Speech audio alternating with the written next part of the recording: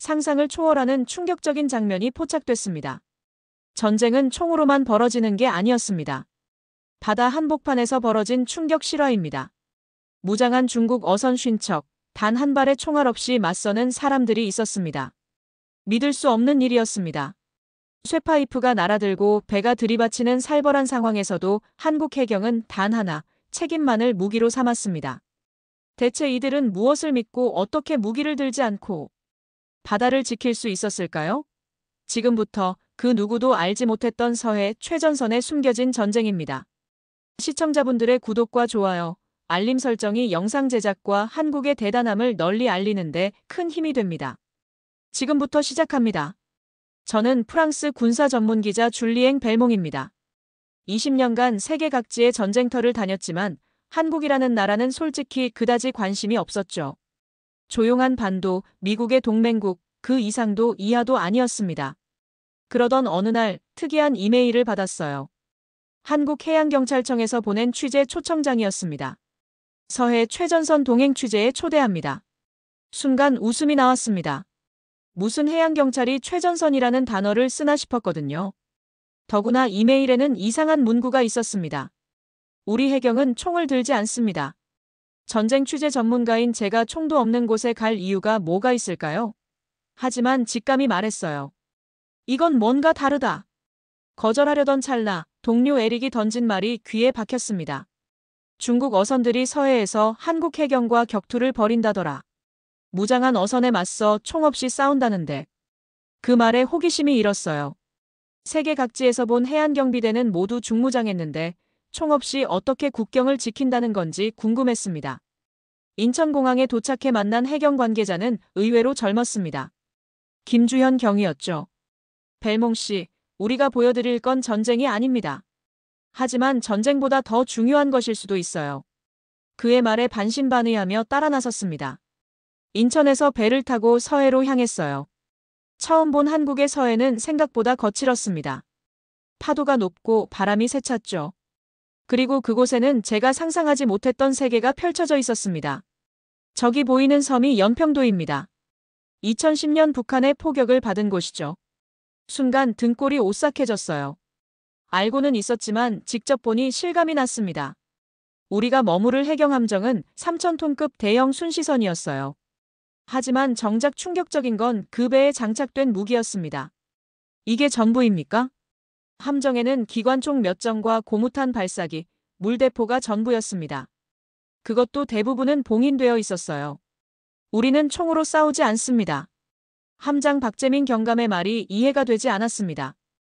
이 위험한 바다에서 무장한 적들과 맞서는데 어떻게 무기를 쓰지 않는다는 건지. 하지만 그때는 몰랐습니다. 제가 곧 목격하게 될 충격적인 현실을요.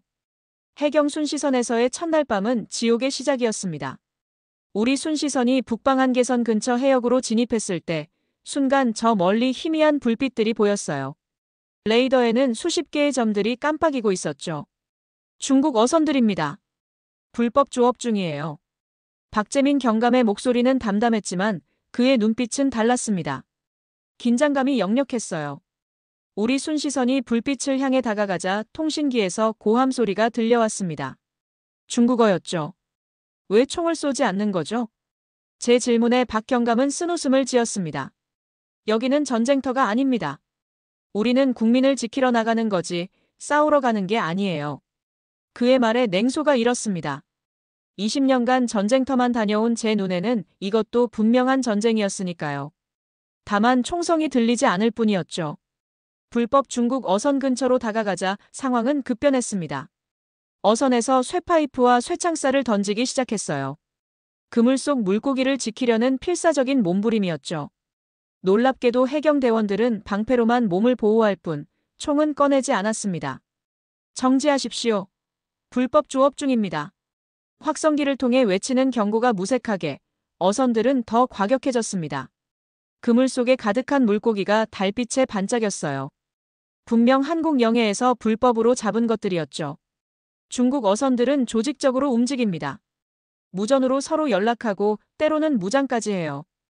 박 경감의 설명을 듣는 중에도 상황은 악화되었습니다.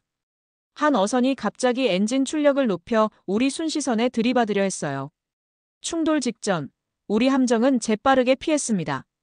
방금 무슨 일이 있었던 거죠? 고의 충돌입니다. 우리 배를 파손시켜 철수하게 만들려는 전략이에요.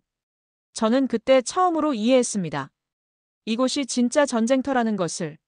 총알은 날아다니지 않지만 목숨을 건 싸움이 벌어지고 있다는 사실을요. 벨몽 씨, 이건 단순한 어업 분쟁이 아닙니다. 영토를 지키는 싸움이에요. 그날 밤 저는 제 노트북에 이렇게 적었습니다. 한국 해경은 총 대신 인내로 싸운다. 그들에게 바다는 단순한 자원의 공간이 아니라 지켜야 할 국토다. 다음 날 아침 박경감은 저를 갑판으로 불렀습니다. 어젯밤 충돌 위기를 넘긴 우리 배는 다른 해역으로 이동해 있었어요. 그리고 눈앞에는 믿기 힘든 광경이 펼쳐졌습니다. 보이십니까? 저게 우리가 매일 마주하는 현실입니다. 눈앞에 펼쳐진 광경은 충격 그 자체였습니다.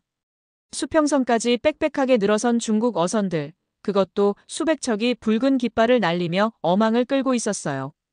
마치 바다 위의 군대 같았습니다.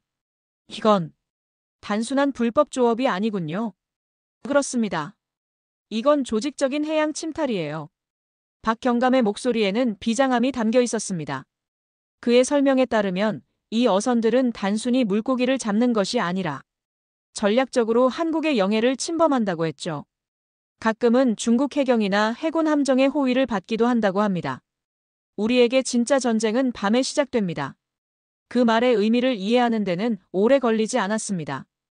해가 지자 레이더에는 더 많은 점들이 나타났어요. 밤의 어둠을 틈타 더 깊숙이 침투하는 어선들이었죠. 출동합니다. 긴급 호출에 응답한 우리 순시선은 곧바로 엔진을 최대로 가동했습니다. 목표는 연평도 부근에서 불법 조업 중인 중국 어선단이었어요. 현장에 도착하자 저는 숨이 멎는 광경을 목격했습니다. 해경 고속단정이 중국 어선에 접근하는 순간 어선에서 쇠파이프와 벽돌이 날아왔어요. 한 대원이 머리를 맞고 쓰러졌습니다. 피가 흘렀어요. 그런데도 다른 대원들은 총을 꺼내지 않았습니다. 저들은 왜 발포하지 않는 거죠? 정당방위잖아요. 우리의 원칙입니다. 어떤 상황에서도 먼저 발포하지 않아요. 생명은 소중하니까요. 박경감의 말이 현실감 없게 들렸습니다. 프랑스 해안경비대라면 이미 경고사격은 물론 실탄까지 사용했을 상황이었으니까요. 우리 순시선은 고무보트를 내려 대원들을 보냈습니다. 그들의 무장은 방패와 보호장비가 전부였어요. 저는 취재를 위해 함께 보트에 올랐습니다. 그때만 해도 이것이 제 인생에서 가장 위험한 순간이 될 줄 몰랐죠. 중국 어선에 가까워지자 상황은 더욱 험악해졌습니다. 그들은 기름을 바다에 뿌리고 우리 보트 엔진에 그물을 던졌어요. 엔진이 멈췄고 우리는 표류하기 시작했습니다. 순간 제 머릿속에는 한 가지 생각뿐이었어요. 이건 취재가 아니라 생존이다. 공포에 질린 제 옆에서 해경대원들은 무전으로 차분하게 상황을 보고했습니다. 그들의 눈에는 두려움보다 사명감이 더 커 보였어요. 벨몽 씨, 걱정 마세요. 우린 언제나 이런 상황을 겪어왔습니다. 그의 말에 묘한 안도감이 들었습니다.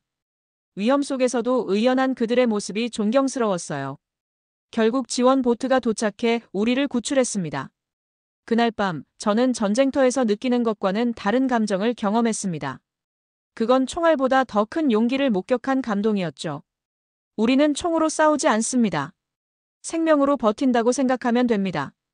다음 날 박경감은 저를 연평도로 데려갔습니다. 이곳은 2010년 북한의 포격으로 민간인이 사망한 비극의 현장이었죠. 하지만 지금 이 섬 주민들에게는 또 다른 전쟁이 진행 중이었습니다. 우리 어민들의 현실을 보여드리고 싶어요. 우리는 작은 어촌 마을에 도착했습니다. 항구에는 몇 척의 낡은 어선만이 정박해 있었어요. 그곳에서 우리는 40년 넘게 이 바다에서 고기를 잡아온 최병석 어부를 만났습니다. 요즘은 바다에 나가기가 무섭습니다. 중국 어선들이 워낙 거세서요. 최 어부의 얼굴에는 깊은 주름이 패여 있었습니다. 그가 보여준 사진들은 충격적이었어요. 그물이 잘려나간 모습, 파손된 어선, 상처 입은 동료들. 저분은 어떻게 된 겁니까? 제가 가리킨 사진 속 노인은 얼굴에 큰 상처가 있었습니다. 중국 어선에서 던진 쇠파이프에 맞은 겁니다. 그 순간 저는 이 조용한 전쟁의 진짜 피해자들을 마주하고 있다는 사실을 깨달았습니다. 그들은 국가의 영토를 지키는 군인도 법을 집행하는 경찰도 아닌 그저 생계를 위해 바다에 나가는 평범한 어부들이었어요. 우리는 땅도 없고 돈도 없습니다. 바다만 남았어요. 그런데 그마저도 빼앗기고 있어요. 최 어부의 말에 가슴이 아팠습니다. 프랑스 언론인으로서 저는 이런 이야기를 한 번도 들어본 적이 없었어요. 세계 뉴스에서는 북한의 미사일, 삼성의 최신 기술만 다룰 뿐, 이 어민들의 절규는 들리지 않았으니까요. 벨몽 씨, 우리 어민들은 해경이 더 강하게 대응해 주길 바랍니다. 하지만 법적으로 쉽지 않아요. 박경감의 설명에 따르면 한국 해경은 국제법과 인권 규범을 지키며 활동한다고 합니다. 불법 어선에 발포하는 것은 외교적 마찰은 물론 인명피해로 이어질 수 있다는 거죠. 그럼 대책은 없는 겁니까? 있습니다. 인내와 끈기죠. 솔직히 그 말은 너무 이상적으로 들렸습니다. 현장에서 피를 흘리며 싸우는 사람들에게 외교적 채널이 무슨 의미가 있을까요? 마을을 떠나기 전 한 노파가 제게 다가왔습니다. 그녀의 아들이 어선을 타고 나간 지 벌써 12시간이 지났다고 했어요. 중국 배들이 많은 날이라 걱정입니다. 우리 아들 좀 찾아주세요. 그 말에 박경감은 즉시 무전을 쳤습니다. 모든 순시선에 수색 명령이 내려졌어요. 그 순간 저는 이 총없는 전쟁의 본질을 이해했습니다. 이건 영토나 자원을 지키는 싸움이 아니라 사람을 지키는 싸움이었습니다. 해가 저물고 우리는 다시 순시선에 올랐습니다. 목표는 실종된 어부를 찾는 것이었어요. 밤바다는 더욱 어두웠고 파도는 높았습니다. 서해의 가을밤은 생각보다 차가웠죠. 벨몽 씨, 저기 보이십니까? 박경감이 가리킨 곳에는 놀라운 광경이 펼쳐져 있었습니다. 수평선부터 시작해 우리 쪽으로 수십 척의 배가 늘어서 있었어요. 모두 붉은 깃발을 달고 있었죠. 마치 바다 위의 군대 같았습니다. 만조가 되면 더 많은 어선이 들어옵니다. 그들은 조류와 달의 움직임까지 계산해서 침범해요. 레이더 화면은 더욱 충격적이었습니다. 북방 한계선 근처에서부터 연평도 인근까지 붉은 점들이 바다를 뒤덮고 있었어요. 그것도 완벽한 대형을 이루며 말이죠. 이건 단순한 조업이 아닙니다. 전략적 침략이에요. 박경감의 말이 과장으로 들리지 않았습니다. 그들의 움직임은 너무나 조직적이었으니까요. 어떤 어선들은 우리 해경의 레이더를 교란하기 위해 특수장비까지 사용한다고 했습니다. 가장 큰 문제는 이게 매일 벌어진다는 겁니다. 그의 설명에 따르면 서해에서는 하루 평균 150척 이상의 중국 어선이 불법 조업을 한다고 해요. 연간 피해액은 수천억 원에 달한다고 합니다. 하지만 세계 언론에는 거의 보도되지 않죠. 갑자기 무전기에서 다급한 목소리가 들려왔습니다. 3번 구역에서 한국 어선 발견. 중국 어선들에 둘러싸여 있습니다. 우리 순시선은 즉시 방향을 틀었습니다. 엔진 소리가 요란했어요. 모든 대원들이 긴장한 표정으로 각자의 위치에 섰습니다. 저는 함교에서 그 모습을 지켜봤습니다. 저들이 만약 무장하고 있다면 우린 어떻게 대응합니까? 상황에 따라 다릅니다. 하지만 원칙은 변하지 않아요. 인명피해는 최소화해야 합니다. 현장에 도착하자 충격적인 광경이 펼쳐졌습니다. 작은 한국 어선 하나가 5척의 중국 어선에 둘러싸여 있었어요. 그들은 죽그물을 끌며 한국 어선의 탈출로를 막고 있었죠. 저게 우리가 찾던 어선입니까? 그렇습니다. 신호탄을 발사하세요. 순간 밤하늘을 붉게 물들이는 신호탄이 터졌습니다. 이에 놀란 중국 어선들이 잠시 혼란에 빠졌어요. 우리 순시선은 그 틈을 타 한국 어선 쪽으로 접근했습니다. 우리는 한국 해양경찰이다. 즉시 불법 행위를 중단하라. 확성기를 통한 경고가 울려 퍼졌습니다. 하지만 중국 어선들은 물러서지 않았어요. 오히려 더 과격해졌죠. 한 어선이 엔진을 최대로 가동해 우리 쪽으로 돌진하기 시작했습니다. 충돌 대비. 모두가 손잡이를 붙잡았습니다.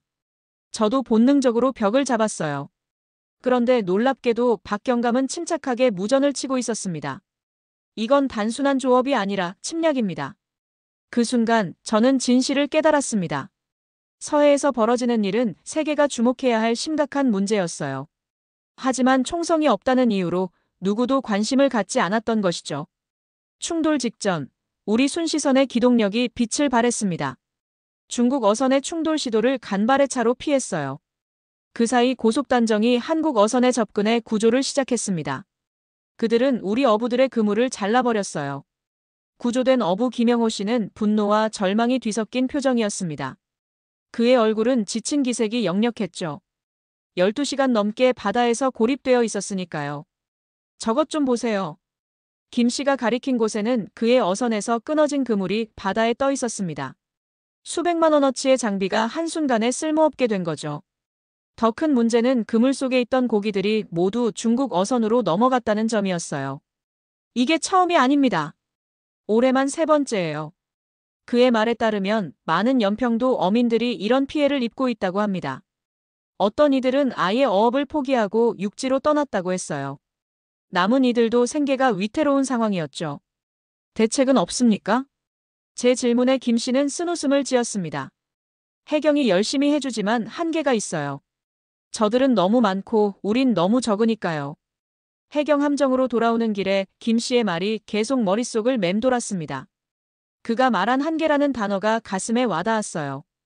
이것이 바로 현대사회의 가장 큰 모순이 아닐까 싶었습니다. 법과 규범을 지키는 이들이 오히려 불이익을 받는 현실 말이죠. 함정에 도착하자 박경감이 저를 불렀습니다. 내일 연평도 어촌계를 방문할 예정입니다. 어민들의 이야기를 더 들어보시겠어요? 당연히 수락했습니다. 다음 날 아침, 우리는 작은 마을 회관에 모였어요. 그곳에는 수십 명의 어민들이 모여 있었습니다. 그들의 얼굴은 모두 거칠게 그을려 있었고 손은 굵고 투박했어요. 바다와 싸우며 평생을 보낸 흔적이었죠. 우리는 땅도 없고 돈도 없어요. 바다만 남았습니다. 어촌계장 정병수 씨의 말이 회관에 울려 퍼졌습니다. 그의 말에 모두가 고개를 끄덕였어요. 그들에게 바다는 단순한 생업의 장소가 아니라 삶 자체였습니다. 불법 어선들 때문에 어장이 황폐화되고 있어요. 10년 전만 해도 이 근처에서 조기가 많이 잡혔는데 지금은 찾아보기 힘듭니다. 환경 피해도 심각했습니다. 중국 어선들은 그물코가 비정상적으로 작은 그물을 사용해 치어까지 싹쓸이한다고 했어요. 자원 고갈은 시간 문제였죠. 가장 속상한 건 우리 아이들이 더 이상 어부가 되려 하지 않는다는 겁니다. 위험하고 수입도 적으니까요. 세대를 이어온 전통이 단절되는 현실이 안타까웠습니다. 취재를 마치고 나오는 길에 한 노인이 제 손을 잡았어요. 프랑스 기자님, 우리 이야기를 세계에 알려주세요. 우리는 싸우지 않습니다. 그저 살아남으려고 할 뿐이에요. 그 순간 제 역할이 무엇인지 깨달았습니다. 이 이름 없는 전사들의 목소리를 전하는 것. 그것이 제가 여기 온 진짜 이유였어요. 연평도를 떠나며 저는 마지막으로 한 번 더 해경 순시선에 동승하기로 했습니다. 이번에는 야간 작전이었어요. 해가 지고 달빛만이 바다를 비추는 시간, 불법 어선들의 활동이 가장 활발해지는 때였죠. 오늘은 특별 경계 근무입니다. 신중하게 움직이세요. 박경감의 지시에 모든 대원들이 긴장한 표정으로 각자의 위치에 섰습니다. 저는 함교 한쪽에서 상황을 지켜봤어요. 밤 10시, 레이더의 수상한 움직임이 포착되기 시작했습니다. 북서쪽에서 다수의 어선이 접근 중입니다. 약 80척으로 추정됩니다. 순간 공기가 얼어붙는 듯 했습니다.